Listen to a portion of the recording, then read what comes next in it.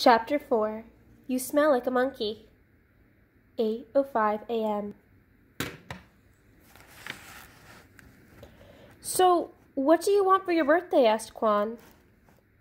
Fly jets, get a dog, answered two voices in his illusion. Alex looked over as Doug said the words along with him. Same as always, Doug busted him. You're totally bogus, same as always, Alex laughed. Alex was twisted around in his school bus seat, talking to his two best friends in the row behind him. Quan was tall and skinny with big ears that stuck out like handles from a smallish head, which sat atop a neck like a giraffe's. His straight black hair was cut short, so it stood up on the top in tufts of bristles, adding to the impression that he ate his meals out of a basket on a pole. Doug got the triple whammy. Glasses, braces, pimples. Anyways, kids can't fly jets, said Quan. Says who? Alex shot back. Says the whole world. I can land an FA-18 Hornet on the back of an aircraft carrier in 30-foot seas, Quan and Doug said in illusion. They heard it 1,000 times. Newsflash, it's a video game, said Doug. Newsflash, you're still bogus, Alex replied. Douglas, turn around! Douglas and Alex both snapped their heads up. Doug, because his full name was Douglas, which no one called him except when he was in trouble, and Alex because his last name. Mary Jo, the world's angriest bus driver, glared at Alex in the rearview mirror. Doug let out a sigh of relief when he realized that she wasn't talking to him. Alex Douglas.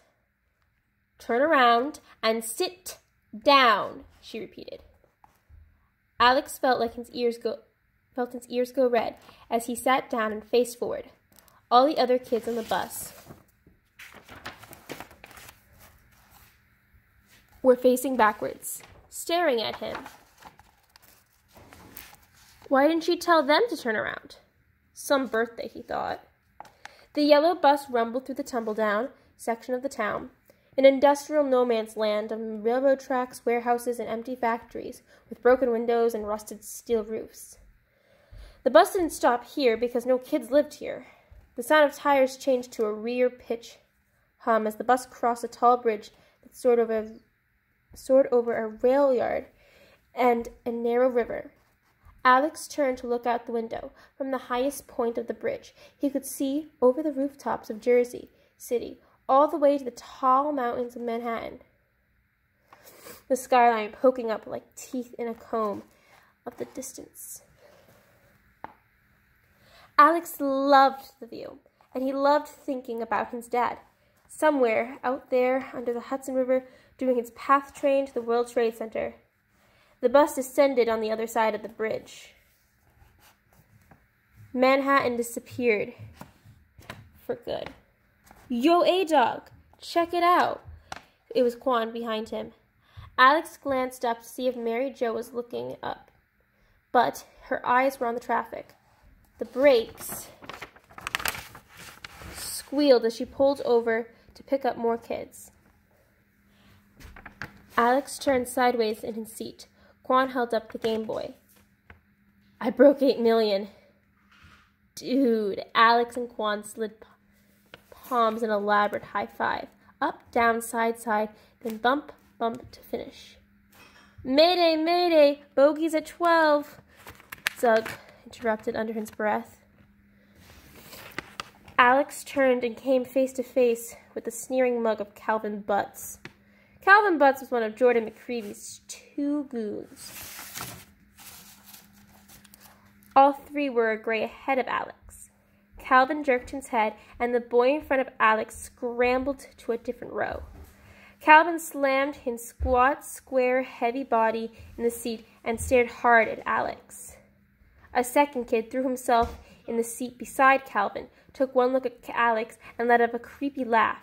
He laughed backwards, exhaling in a raspy pant and then making a long, wheezy, squeaking yelp when he inhaled. This was Deemer. If he had a second name, no one knew it. Deemer never said anything. He just wore a sick, pasted-on grin all the time, like some kind of crazy clown. But they didn't worry Alex. The real trouble was coming down to the aisle. Jordan and Creepy.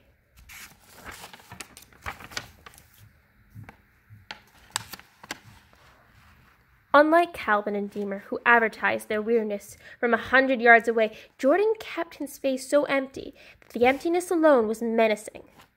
With Calvin and Deemer, you knew what was coming, but Jordan's meanness could sneak up on you.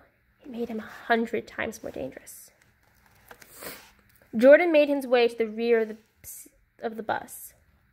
Kids shrank back in their seats, hoping to be passed over this day. He worked his way steadily down the aisle, never looking at Alex, but somehow Alex knew Jordan was coming for him. Alex forced himself to stare out the window, knowing not to make eye contact.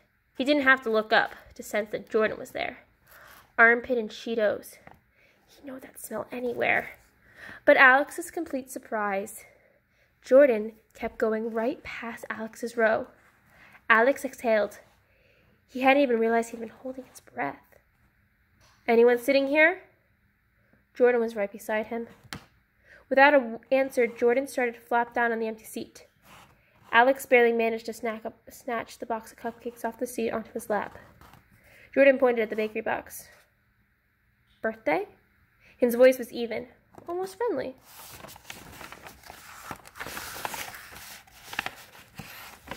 Alex nodded, but he wasn't fooled. Jordan lifted the corner of the box and peered inside. Bake them yourself? My mom can't even cook toast. He made it sound like it was Alex's fault. Alex slid the cupcakes over to his right away from Jordan, next to the bus wall. You better leave them alone. Beside him, he heard Quan gasp. No one told Jordan what to do. Jordan looked right at Alex. I'm not going to touch them, swear. Alex clenched his jaw, smart enough not to lower his guard. Jordan turned back and continued to stare ahead with the same blank expression. They rode in silence. The hum of the bus only made the only noise. Up ahead, the road curved to the left. Mary Jo steered the bus into the turn as the centrifugal force pushed them sideways. Jordan slid across the seat, slammed hard into Alex, ramming him to the side of the bus and smashing the cupcakes into the wall. It happened so fast that Alex hadn't seen it coming. Calvin and Deemer were laughing beside themselves. Don't cry, baby, Deemer hissed. Jordan continued to stare straight ahead.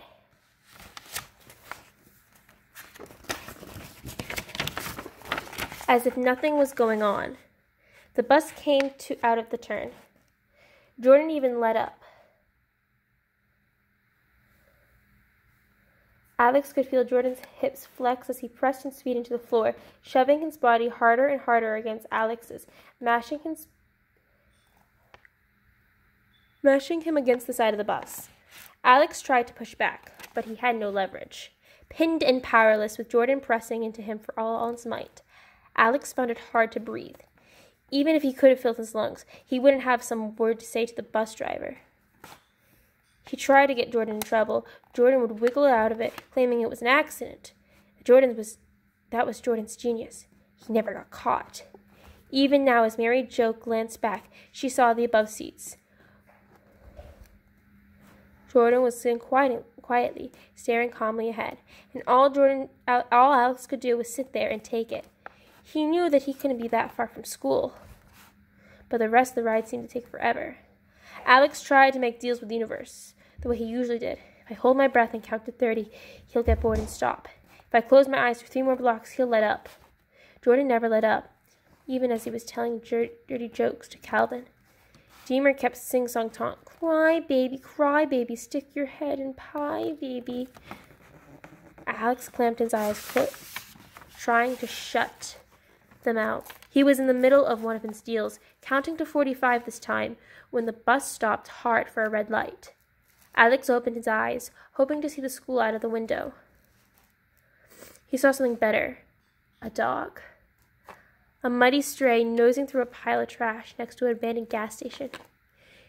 He wasn't much to look at, but the mere sight of him made Alex's heart lift. Alex had imagined getting a dog for as long as he could remember. He thought about it 100 times, 100 different names, and pictured himself with every possible breed. Up to then, his dream of getting a dog had always seemed like that, a dream. But he stared at the stray. Something lit up inside him. The dog had cornered a sock and was playing a game for himself, picking it up and flinging it across the ground, only to chase it down again. He was everything Alex could ever wish for, fun and feisty and full of mischief. Alex knew with a certainty he couldn't explain that dog was the one. Then the dog looked up, right at Alex. They locked eyes, and the dog stared at him, head cocked to one side. Alex stared right back. "Hey, boy," Alex whispered. The dog's ears twitched.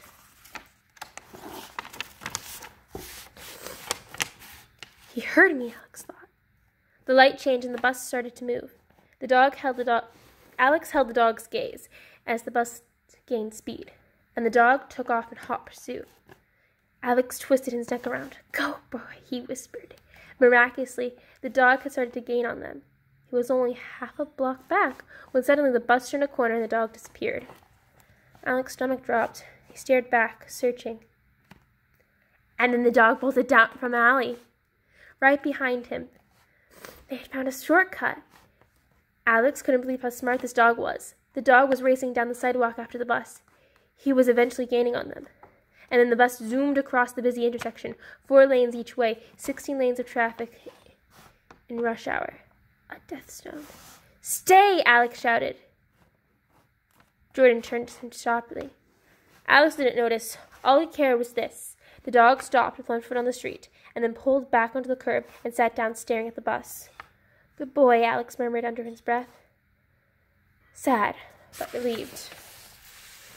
He stared back until he couldn't see the dog anymore. The bus finally pulled to stop in front of Alex's school. The brakes hissed as Mary Jo turned off the engine and swung open the door. Jordan stayed seated, still listening into Alex until the rows in front of them had emptied.